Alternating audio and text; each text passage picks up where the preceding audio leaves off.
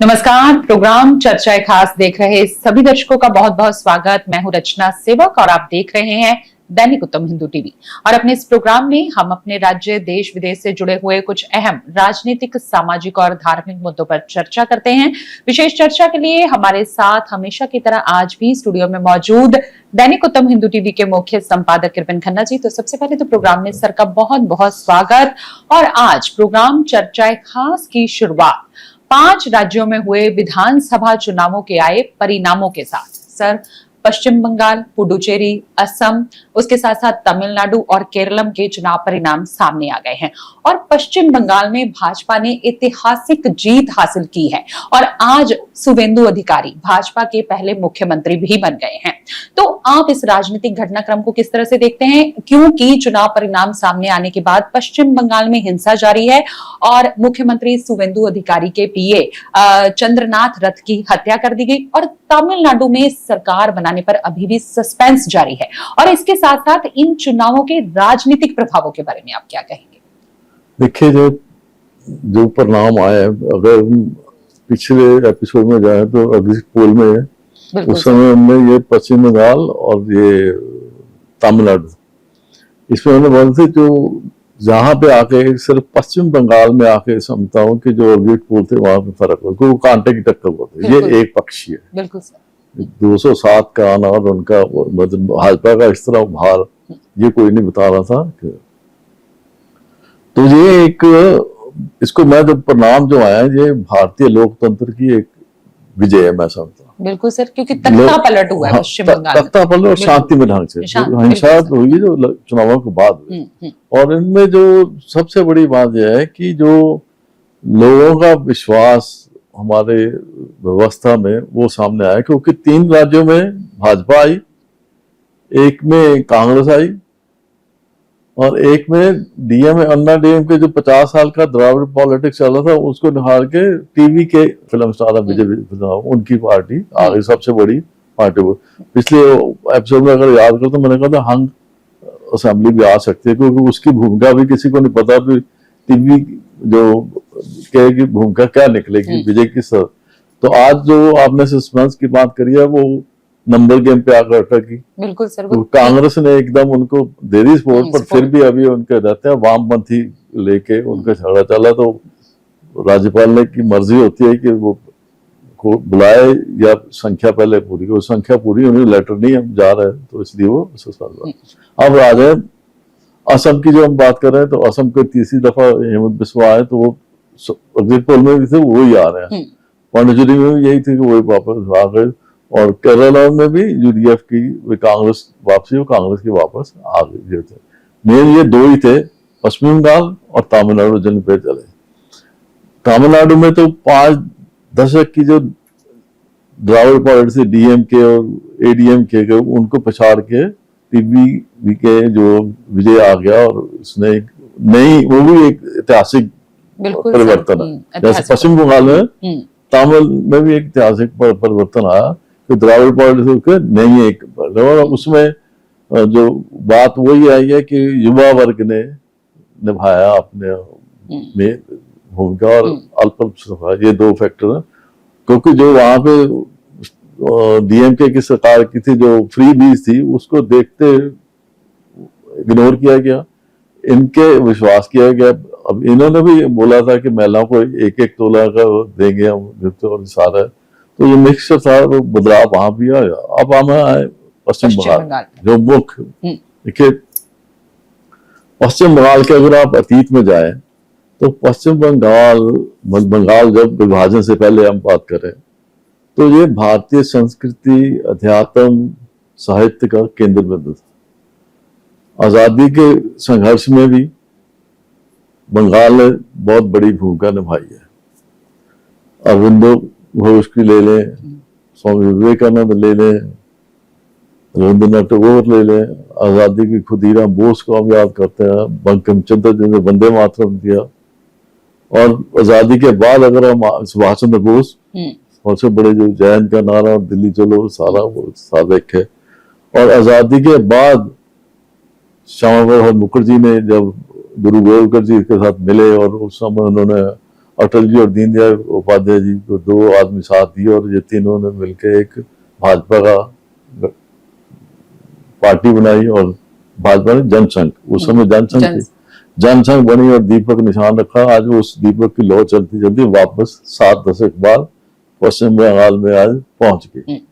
क्योंकि पश्चिम बंगाल की त्रासदी ये है कि एक तो विभाजन हो गया धर्म के नाम पे, दूसरा ये आ गया कि जो वहां पे जो पहले वामपंथी आए, फिर कांग्रेस आई, फिर ममता की टीएमसी आ गई, ये तीनों ने ही भारतीय अध्यात्म और संस्कृति और हिंदुत्व और जो ये तीनों पश्चिम बंगाल की पहचान थे, बिल्कुल तीनों को कमजोर किया।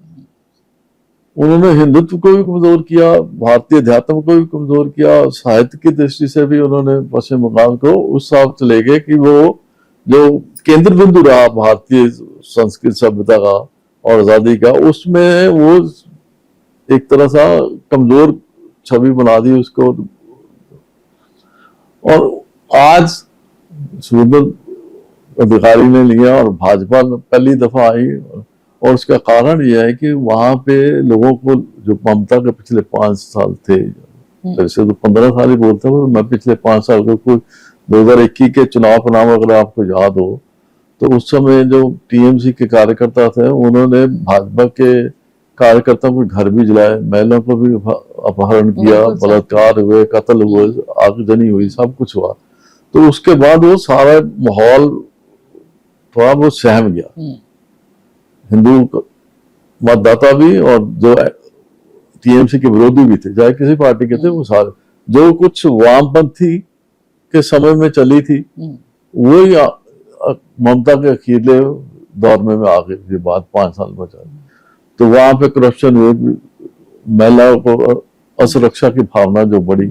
और इसके साथ साथ दूसरी बात मैं समझता हूँ कि जब ये चीजें हो रही थी तो बांग्लादेश में जो मिनॉरिटी कम्युनिटी हिंदुओं पे जो अत्याचार होते थे, जहाँ पे महिला का वहां पे अपहरण, बलात्कार, आगजनी, कत्ल, ये सब हो रहे। तो यहाँ पे जो हिंदुत्व में विश्वास करते, जो सनातन में विश्वास करते थे, जो भारतीय संस्कृति सभ्यता को मानने वाले थे, उनको लगा कि अगर इस समय हमने ये बदलाव ना किया तो हो सकता कल को हमारी अस्तित्व भी खतरे में पड़ जाए।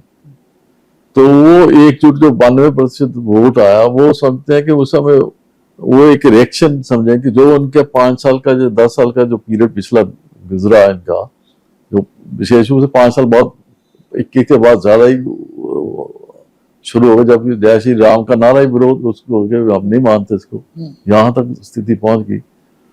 तो उसकी प्रतिक्रिया में हिंदू जो मतदाता था वो एकजुट होता गया और वहां पे एक नारा लगा भी, चुपचाप कमल को छाप।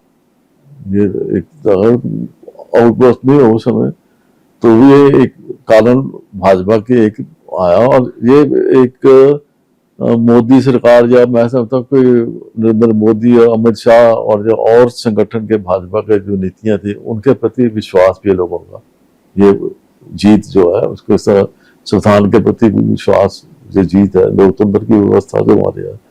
अब जो अगली जो स्थिति जो आप हिंसा की बात, अब चुनावों के बाद देखो, चुनावों से पहले और बाद भी अभी भी चुनाव जो है वहां पे 2 से 2.5 लाख के बीच सुरक्षा बल और सेना जवान रखे हुए, जिसके कारण चुनाव तो ठीक हो गए।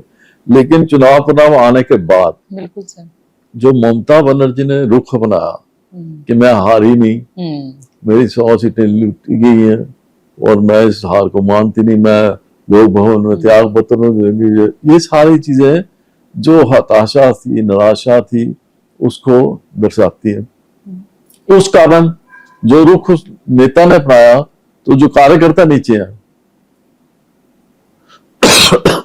उन्होंने उस चीज को रूप दे दिया, एक आक्रोश। और जो रथ की बात करते हैं, ये एक योजनाबद्ध तरीके से रोक के उसकी रैकी करके सारा किया, बिल्कुल ये अपने आप में। और आगजनी भी उसी तरह हो, और जिस लड़की के साथ रेप और बलात्कार हुआ उसके घर भी बम फेंका गया, उसकी माँ विधायक बन गई है और उधर भी अटैक हुआ। तो ये अभी भी टीएमसी की जो पुरानी आदत थी वो आक्रामक होकर हिंदुओं को डराना, भाजपा को डराना या इस तरह का। तो ये मैं समझता हूँ कि शुभेंदु अधिकारी जो मुख्यमंत्री बने हैं कि पहली प्राथमिकता तो ये है कि जो देखिए चुनाव आने के बाद सड़क से लेकर सचिवालय तक सबने जय श्री राम और जो भावना प्रकट की, इसका मतलब था कितना डर और कितना भय था। उनको तो लगा कि जैसे हम आजाद दोबारा हो गए। इतना तुष्टिकरण, जो मुस्लिम तुष्टिकरण ममता ने किया था, उसका परिणाम था कि लोगों की भावनाएं खुलकर बाहर आ, क्योंकि सर वो केंद्र की बात तो सुनी नहीं रही थी, आप ही चर्चा कर रहे थे। उन्होंने मुद्दा ये बनाया ना, ये हार भी बनी ना क्षेत्रवाद और राष्ट्रवाद। समझो क्षेत्रवाद और राष्ट्रवाद की जीत हुई इसकी वजह से। लोगों ने क्षेत्रवाद को भूल के भाषा, धर्म जो भी उन्होंने उस चीज को अनदेखी करी और राष्ट्रवाद और राष्ट्र को प्राथमिकता दी और ये उस हिसाब से चलेगी। अब ये जो नई सरकार बनी भाजपा, देखिए इसमें सबसे पहले तो कि कानून व्यवस्था शांति, क्योंकि जो अतीत है और उसका परिणाम आज हम देख रहे हैं हिंसा, तो सरकार को असफल करने के लिए भी ये हिंसा हो सकती है, तो सरकार को सतर्क रहना चाहिए। और फिर ये है कि पीछे जो वहां पे गुंडागर्दी या माफिया या कुछ, वो कोशिश करेंगे कि वो संगठन में भाजपा में भी आ जाए, क्योंकि वो रातों रात पलट जाते हैं। जो इनका अपना हित होता है वो प्रदेश या देश के हित को नहीं देखते, तो उनको होता है जिसकी सत्ता उसके साथ जुड़ जाओ। तो ये दोनों चीजें मैं समझता हूँ कि पश्चिमी बंगाल में भाजपा को देखने पड़ेंगे, संगठन स्तर पर, सरकार स्तर पर। वो माफिया ग्रुप और वो तुष्टिकरण वाले जो लोग पॉलिसी है, वो उस पे इस तरह का जो अंसर है वो भाजपा पे और सरकार में ना आए, यही मैं समझता हूँ कि पहली प्राथमिकता बनती है। तो सर बाकी जगह क्या राजनीतिक प्रभाव पड़ने वाले, क्योंकि अब 2027 की भी तैयारी चल रही है। देखिए जो केरल का जैसे आ गया, बिल्कुल सर, केरल में उन्होंने, केरल तो कांग्रेस आ गई, तमिलनाडु की बात करता है। तमिलनाडु में जैसे ही रिजल्ट आए तो कांग्रेस ने, राहुल गांधी ने, उनकी 5 सीटें विधायक हैं, उन्होंने एकदम डीएमके को छोड़ के टीवीके के साथ जुड़ गए और विजय को समर्थन दे दिया, क्योंकि वो आपस में पहले जो चर्चा है कि विजय और राहुल गांधी आपस में संपर्क में थे पिछले 2 साल में, तो इस हिसाब से तो उन्होंने आज से फोन पे बात करी और समर्थन राहुल गांधी ने दे दिया। उसका परिणाम यह है कि डीएमके को स्टालिन का आया कि इन्होंने हमारी पीठ में छुरा कर और सत्ता बदलने के साथ ही ये हमारे छोड़ के चले गए। उन्होंने डीएमके ने फिर अब पार्लियामेंट में स्पीकर को लिख के थे कि हम कांग्रेस के साथ में बैठे, हमें अलग रहे, तो इंडिया गठबंधन कमजोर हो। दूसरा इसके एक तो टूट गए, दूसरा स्टालिन खुद हार गए, डीएमके आप हार गई, उधर टीएमसी सत्ता। ममता और स्टालिन दो इंडिया ग्रुप के बड़े चेहरे थे, तो जब वो दो चेहरे हार गए अपने क्षेत्रों में, जैसे डीएमके की भी ये पॉलिसी थी दिल्ली विरोध, ममता का भी दिल्ली विरोध, दिल्ली मतलब वो दोनों चेहरे जब पीछे हट गए तो इंडी गठबंधन अपने आप में कमजोर हो। ये 2 बड़े पिलर थे, 2 बड़े चेहरे थे, ये दोनों चले गए। और ये एक पहलू तो ये है। दूसरा पहलू ये है कि भाजपा की इतनी बड़ी जीत, भाजपा अब राज्यसभा में बहुत चाहिए था, 10 सीटें उसकी कम है, तो अब ये जीत हो गई, तो आने वाले समय में ये कमी पूरी हो जाएगी, तो भाजपा की स्थिति और भाजपा के 21 सीटों में बन गई। तो जो हिंदुत्व की राजनीति थी, जब भारतीय संस्कृति या सभ्यता को केंद्र बिंदु मानकर अपनी पिछले 70 साल से जो चली, जो पार्टी कभी 2 विधायकों की सीट थी, जब श्यामा प्रसाद मुखर्जी ने जब जनसंघ बनाया था तो 3 विधायक बने थे शायद उस समय, तो ये तब से शुरू हुई। आज इस 2026 में आज जो देश के 75% ज्योग्राफिकल हिसाब से भी 21 स्टेट है, तो उन पे भाजपा का झंडा लहरा रहा है। तो हिंदुत्व की राजनीति तो एक अपने में भारतीय इतिहास, भारतीय राजनीति में एक परिवर्तन का दौर था जो अब और आगे, क्योंकि भाजपा के देखें तो भाजपा में जहां वो सत्ता में आई है वो जल्दी वापस नहीं गई, चाहे वो आप उत्तर में, अब इसका भाजपा ने अगर यूपी के, पंजाब के चुनाव आने, गोवा के आने अगर तो अब उनका निशाना होगा उत्तर प्रदेश और पंजाब। तो एक बुलंद हौसलों के साथ भाजपा का कार्यकर्ता, पंजाब के कार्यकर्ता तो हो गए, वहां पे दिल्ली से भी जो आएगा तो एक हौसला बुलंद हो गए, तो उनका निशाना तो अब अगले जो साल 27 में चुनाव आने वाले, उनकी तैयारी अभी से शुरू करेंगे। प्रोग्राम में आगे बढ़ेंगे और बात करेंगे ऑपरेशन सिंदूर की पहली वर्षगांठ की। सर, हाल ही में भारत ने ऑपरेशन सिंदूर की पहली वर्षगांठ मनाई है और मोदी सरकार का ये कहना है कि सीमा पार आतंकवाद के खिलाफ अभी भी ये अभियान जो है वो जारी है। तो आपके विचार में 1 साल में आतंकवाद पर कितनी नकेल कसी जा सकी है? देखिए, ये अप्रैल 25 में पहलगाम में जो आतंकी हमला हुआ था, बिल्कुल सर, और उस समय उन्होंने 26 निर्दोष जो पर्यटक थे उनको उनका धर्म पूछकर उनको गोली मारी थी। और उस समय सारे देश में ये एक रोष था और मांग थी कि सरकार कुछ करे। जिन्होंने ये इतना अमानवीय कांड किया, देश के लहूलुहान किया, देश के भावनाओं को ठेस लगी है, तो इससे पहले तो यही स्थिति थी कि भारत सरकार की नीति यही रहती थी कि जब आतंकी हमला हुआ 2-4-10 दिन हो तो फिर आएगी बात, धैर्य से वाल लेके बात शांत हो जाती। और इस दफा का जो रोष था, जो सरकार बदली हुई थी, इस समय मोदी सरकार थी, तो उस समय भी प्रधानमंत्री ने कहा था कि पाकिस्तान ने एक बड़ी गलती की है, उसका खमियाजा भुगतना पड़ेगा। तो ये अप्रैल में हुआ, 6 और 7 मई को ऑपरेशन सिंदूर हुआ और 10 मई तक ये चला। इस 4 दिनों में ये ऑपरेशन सिंदूर में 9 आतंकी ठिकानों, लश्कर तैयबा और उनपे 9 ठिकाने पर हमला हुआ, भारत ने किया, तबाह किया उनको। 13 हवाई जहाज जो सैन्य जहाज थे उनके पाकिस्तान को, उनको निशाने पर लिया और खत्म किया। जो जहां से पाकिस्तान के ड्रोन और मिसाइल चलते थे भारत पे हमला, उन्होंने वो हवाई अड्डे भी खत्म किया और जहां पे उनके ड्रोन और मिसाइल पाकिस्तान से आए, भारत की सेना वो भी बराबर कर दिया, उनको आने आकाश में तबाह कर दिया, कोई नुकसान नहीं हुआ। और भारत ने साबित कर दिया कि भारत इस क्षमता में है कि पाकिस्तान के बिना अंतर्जायज मिसाइल से हम उनको टारगेट कर सकते हैं। ये पहली दफा बात है। और ये इसका श्रेय एक तो राजनीतिक जो नेतृत्व है उसको तो जाना ही जाना है, पर साथ के साथ तीनों सेनाओं का जो तालमेल था और उसके साथ सुरक्षा बल थे, इन्होंने एकजुट होकर जो प्लान किया उसका परिणाम था। और उसके बाद ये एक सैन्य दृष्टि से अगर देखें तो इन्होंने वही निशाने बनाए जहां पे आतंकी थे या जहां से इन पर अटैक हुआ, दूसरे सिविलियन पे नहीं किया, किसी ने किया। और इतने ठीक थे कि टू द पॉइंट आगे लगे और उनको भारी नुकसान हुआ। और इस 4 दिनों में पाकिस्तान की सेना के डिमांड आई कि संघर्ष रोक दिया जाए।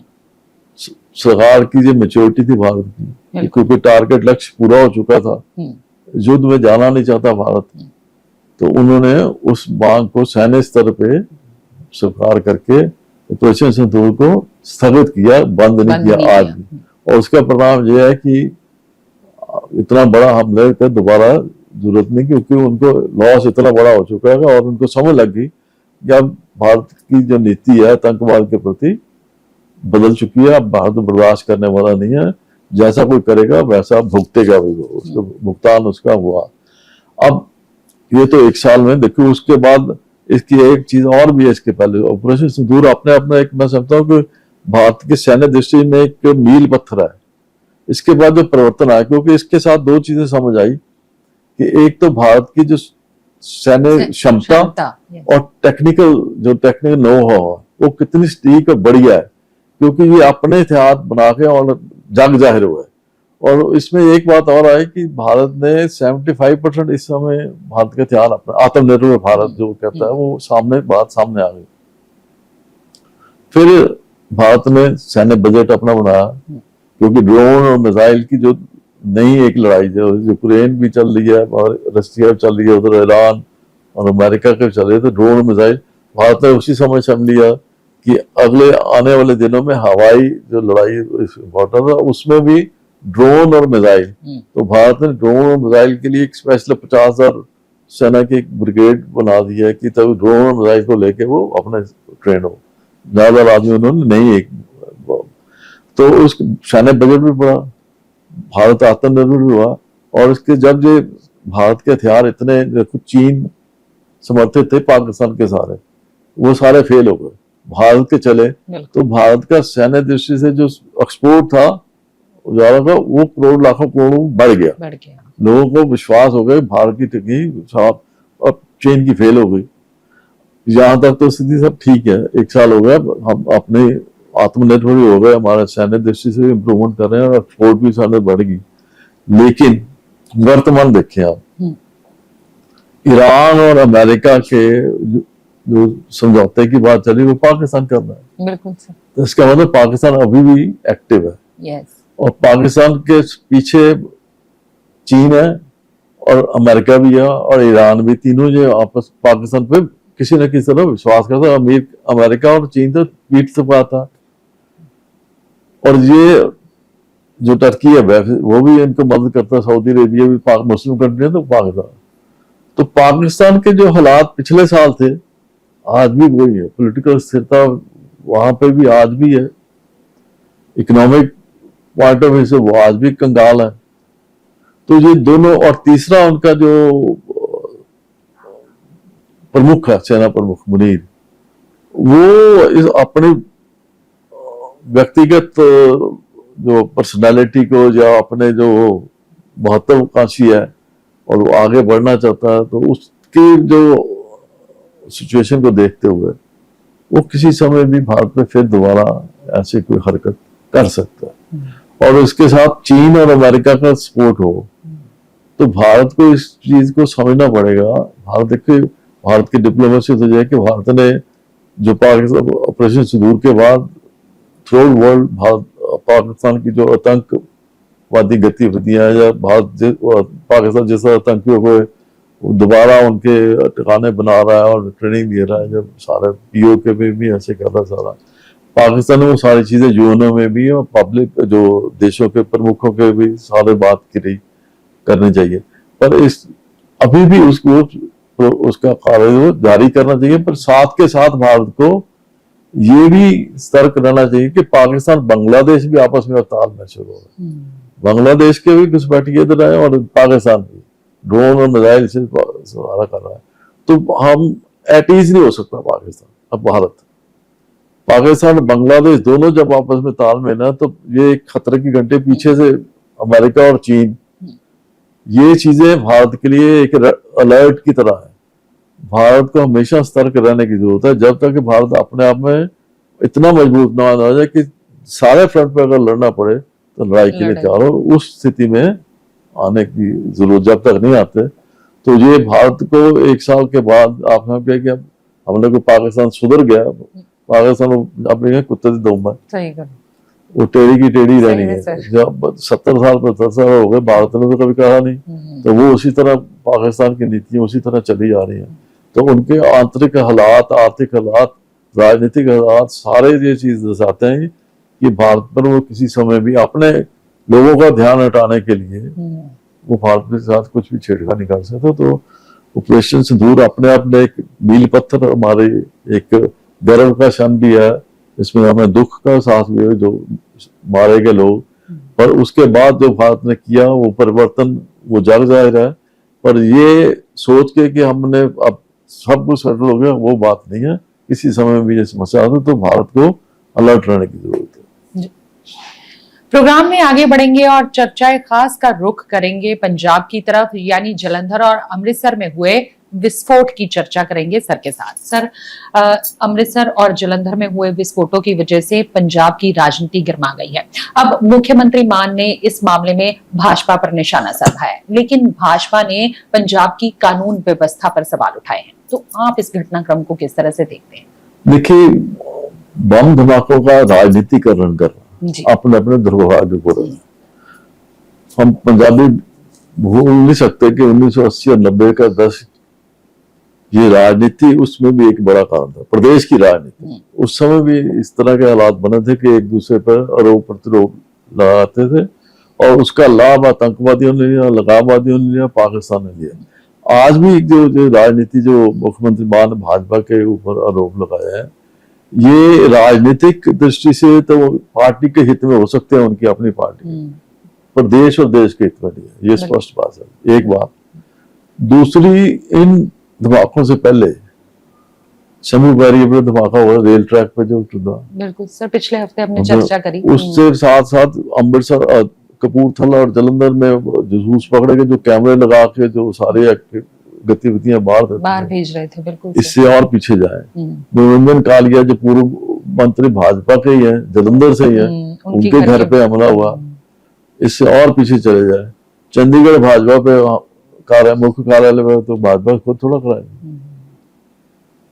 और इसके आगे आ जाए इन अमृतसर जो जलंधर के धमाकों के बाद, इसके बाद स्कूलों की धमकियां, कॉलेज बंद कर उड़ाने की धमकियां, ये कैसे कोई सोच सकता है?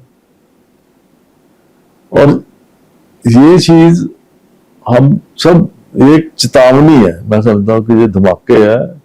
मतलब अगर पिछले 2 साल 24 से 25 देखो तो 15-20 धमाके पुलिस चौकियों पर, घरों पे, या कई जो सामाजिक लोग हैं, कार्यकर्ता उनके पे आ गया कोई। तो ये सारी चीजें ये समझनी चाहिए। अब पाकिस्तान से ड्रोन के माध्यम से अवैध हथियार आता है, नशा आता है। सर पंजाब सरकार इतना काम कर रही है, पुलिस इतना काम कर रही है। और फिर दूसरी बात यह है कि जो अमृतसर जलंधर में धमाके हुए हैं, डीजीपी एक में तो डीजीपी ने क्या है कि क्योंकि ये संदूल की वर्षगांठ की पूर्व संध्या में जो हुआ है पाकिस्तान ISI की, ये एक तो डीजीपी ने ये कह दिया, मुख्यमंत्री कुछ कर रहा है, डीजीपी कुछ कर रहा है, एक बात। दूसरी बात ये समझनी चाहिए कि खालिस्तान लिबरेशन फोर्स ने कहा कि धमाका अमृतसर में हमने किया आर्मी के हेडक्वार्टर के पार जो है, यहाँ पे BSF तो आर्मी, एक तरफ वो क्लेम कर रहा है, दूसरी तरफ बीजेपी कह रहा है। तो पार्टी भाजपा को उंगली उठाना या निशान में रखना, ये सिर्फ राजनीतिकरण है। और ये राजनीति देखो 80-90 में हुई पहले, ये दोबारा उसी जा रहा है। तो इसका नुकसान प्रदेश और देश दोनों को होगा। अब जो ये स्थिति बनी, अब ISI या देखो इंटरनेशनल लेवल्स पर जाए तो ये सारी स्थिति उसको पाकिस्तान के एडवांटेज में जाएगी। ये प्रदेश की सरकार और पार्टियों को इस मुद्दे, देखिए केवल भाजपा ने नहीं किया, अकालियों ने विरोध किया इस बयान का, कांग्रेसियों ने विरोध किया, वामपंथियों ने। देखो 80 और 90 के अगर हम दौर में जाए तो हर पर्टिकुलर पार्टी के आदमी जो उनके निशाने पे रहे, उन्होंने खून बहा, नफरत की आंधी बढ़ी, और उन्होंने खून खेत खलिहान पंजाब के खून से भर गए। और हर पार्टी का आदमी, वर्कर, जनसाधारण से लेके पार्टी के कार्यकर्ता तक। अगर इस तरह फिर ये अगले साल फिर चुनाव आ रहे हैं, 6 महीने 8 महीने रह गए, अगर ये स्थिति तो ये है कि आदमी राजनीति से उठकर प्रदेश और देश के हित को सामने रखते हुए सिचुएशन को संभाले। पंजाब सरकार ने पिछले गैंगस्टर और नशे पे इतना बड़ा काम किया है। अगर जब अब ये भटकन है, बिल्कुल सर, मेरी ये है राजनीतिक भटकन। किसी ने भी, जिसने भी ये नीति बनाई या सोच है, जितना आपने पंजाब सरकार ने गैंगस्टर और नशे के विरुद्ध काम किया, वो सारा पाकिस्तान ही कर रहा था। जब आप इस समय आपने पाकिस्तान को क्लीन चिट दे दी, ये धमाके जो है ये पार्टी के लिए करा दी, ये कैसे संभव है? तो ये एक तरह पंजाब के लिए धमाके चेतावनी है, और राजनीतिक पार्टियों के लिए भी चेतावनी है कि अगर आपने इसी तरह नकारात्मक एक दूसरे पे आरोप प्रत्यारोप लगाए तो आने वाला समय पंजाब के लिए कुछ सुखद नहीं होगा। पंजाब को फिर भारी कीमत चुकानी पड़ेगी। तो ये सतर्क होने की जरूरत है, ये राजनीति से ऊपर उठकर सोचने की बात है। हाँ, इसका एक पॉलिटिकल एंगल मैं कहता हूँ, अगर दूसरा पक्ष ये है कि इस कारण जो भाजपा मुख्यमंत्री मान के बयान के बाद भाजपा चर्चा में आ गई, ये बुराई में अच्छाई भी है, भाजपा इसको ले सकते भी जो साइड पे। सर अगर असल में ये कहीं पश्चिम बंगाल में भाजपा की जीत की बौखलाहट है, बुखार वो डर भी है ना कि वो उसके उनका निशाना है कि पंजाब में आना, तो पंजाब, तो उसके लिए उन्होंने पंजाब को, भाजपा को निशाने पर ये जो निशाना लिया है, जो भाजपा अभी चुनाव में मैदान में इतना महत्वपूर्ण स्थिति में नहीं नहीं थी। थी। अब इस चर्चा के बाद वो घर में आ गई थी, बिल्कुल वो सर, सड़कों पे आ गई। कांग्रेस और अकाली दल पीछे चले रह गए, पीछे रह गए। तो ये अगर इसी तरह चलाई चली तो ये आम आदमी पार्टी और भाजपा में सीधी मुकाबला आने वाली स्थिति बने। हो सकता है ये प्लानिंग हो, पर इसमें जो अगर ये प्लानिंग होगी तो फिर भाजपा बेहतर स्थिति में आएगी। तिकोनी फाइट में आपको लाभ है, आपको ये समझना होगा। बिल्कुल सर, हाँ। अगर तिकोनी या चार कोनी फाइट होगी तो उसमें आम आदमी पार्टी को लाभ है। अगर सीधी टक्कर होगी भाजपा से हो या कांग्रेस से हो तो फिर आम आदमी पार्टी को नुकसान होने के चांस ज्यादा है। ये जी उनके जो नीतिकार है उनको समझ जाइए कि ये जल्दबाजी में ये काम ना करें। जल्दबाजी में ना, जो हालात है वो पंजाब के हित को देखते हुए उसको संयम के साथ देखें। और ये जो सारी स्थिति है दुखदाई है, इसका राजनीतिकरण नहीं होना चाहिए और कानून व्यवस्था जो आगे भी मेहनत कर रहे हैं और करना चाहिए और समाज को भी इस चीज से समझना चाहिए ताकि ये दोबारा वो काले दिन पंजाबी को ना देखने पड़े। तो ये था हमारा आज का प्रोग्राम चर्चा खास। फिलहाल के लिए प्रोग्राम को यहीं पर देंगे विश्राम। अगले हफ्ते और नए मुद्दों के साथ होगी आपसे मुलाकात। तब तक के लिए मुझे रचना को और सर को दे दीजिए इजाजत। नमस्कार।